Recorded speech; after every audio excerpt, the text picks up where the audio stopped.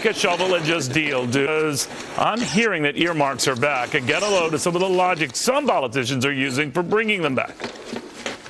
I liked earmarks because it allowed members of Congress who know their district better than anybody else, know what they need.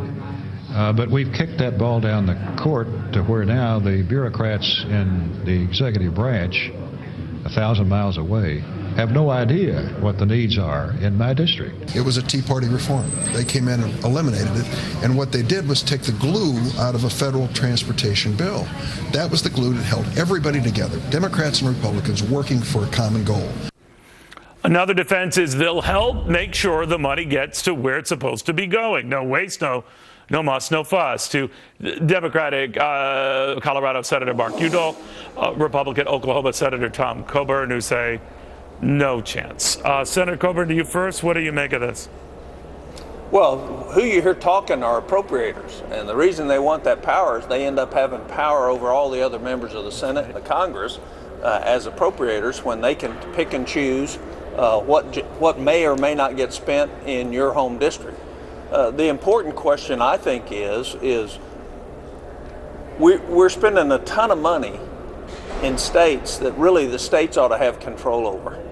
And I've always said the best representative of the senator is the one that keeps the money from coming out of your state in the first place, rather than directing where it goes when it comes back. Senator Udall, part of the argument for bringing earmarks back is at least you know what it's marked to do.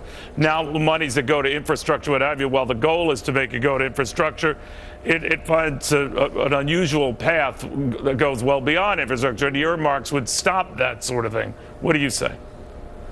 I agree with Senator Coburn. I come at it from a slightly different direction, but in the end, the earmark process here was broken 4 years ago. It's still broken. We put in place a moratorium on earmarking. Let's keep it in place and work through the competitive grant process. Let's use regular order. Senator Durbin, who I admire and respect, said it was the glue that held some of these bills together. It's actually the grease, and we don't need that kind of grease. We need more oversight. We need to show fiscal responsibility. We're just starting to get ourselves back on track. Neil, you and I have talked about a balanced budget amendment, about a line item veto, which Senator Coburn and I have worked on. Let's focus there. Let's not go back to the past that didn't work. You know, the argument, again, for them, Senator, I don't believe I'm saying this, but I'm just trying to get that side across, is that, well, this polices the monies to make sure they go for whatever their established intent. And an earmark will make sure, if you do think infrastructure needs more money, that this will go just to that and not be wasted by someone else. So there is a method to that money madness. What do you say to that? Neil, that's garbage. First of all, the reason the transportation bill is in trouble is because the money coming into the Transportation Trust Fund is markedly declined. And it's declined because we have much higher mileage cars now, and so people don't pay as much tax. Right. And so we ought to fix the real problem. If the federal responsibility on transportation either ought to be all deferred back to the states. Oklahoma's a donor state. I think Colorado's a donor state. Give them back their money. They'll figure out where to spend it. They actually know better than the senators and better than the congressmen what needs to be done across Colorado or Oklahoma. So I'd make one other point. If leadership matters at all, and you have to bribe members of Congress with earmarks to get something done, what it says is you're not much of a leader.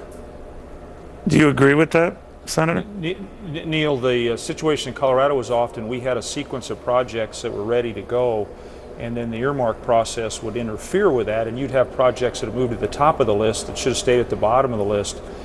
We can undertake those kinds of investments from the federal level, but it ought to be done competitively. It ought to be done through the grant process. Earmarks led to too many problems here. It led to too many backroom deals. Yeah, but maybe we've just swapped those backroom deals for other backroom deals that are just as bad. Sounds like you might be disagreeing with us, Neil. But I have no idea. All I know is that the debt keeps getting bigger, and the spending goes running amok, right? And that's the default position of Congress, is to not make the hard choices and live within our means. Well, and now they want to add more spending through earmarks to be able to spend more money. That's what it's all about. There's plenty of money for the states. It just ought to be appropriated in broad daylight. We had the flood events, we've had fires in Colorado. We've been able to generate support to respond to those tragedies, Neil, but in the middle of the daytime when everybody knows where that money's going.